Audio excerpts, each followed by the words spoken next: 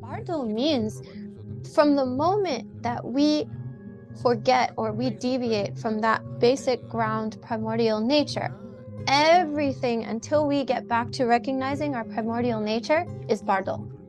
Ideally, to be able to awaken in this lifetime, to be able to awaken to the natural freedom in this lifetime, and doing that by recognizing, awakening back into the original ground of being, the primordial ground of being. And so now we explain, like, how do this bardo states, how do they come about? And that's what the next verse explains. So a failure to realize the basic ground of our being is the first basis of our confusion. And from this come the perceptions that are born from that confusion, delusory perceptions. And that is samsara, cycling without beginning, end, or interruption, like a whirling firebrand, until they revert to freedom in the immediacy of the ground of being. The bardo of birth and living, the bardo of dreaming, the dream bardo, the bardo of meditation, the bardo of the dying process, the bardo of the dharmata, or the true nature of being, and finally the bardo of becoming, or the bardo of the transition toward the next rebirth. So those are the 6 bardos taught in these root texts.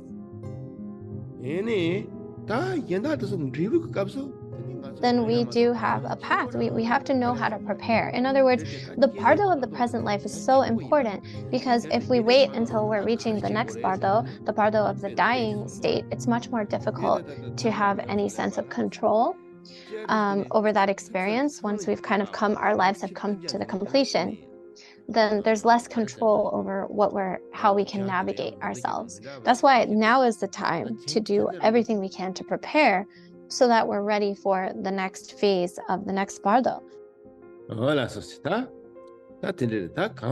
The point is that making using this life for practice, so that when the time comes where we are passing from this life, and then the clear light shines forth, the unimpeded luminous clarity shines forth, by the power of our meditation, because we have gained some glimpses and familiarity through our practice, then when the clear light shines forth at the time of death, when the radiance self-arises from the primordial ground of our true natures, that ground of pure being, when that clear light from the ground of pure being arises, then because we've meditated and gained some kind of familiarity with it at our lifetime, then that clear light, that basic pure being, will be arising, like continuum of that time will last longer.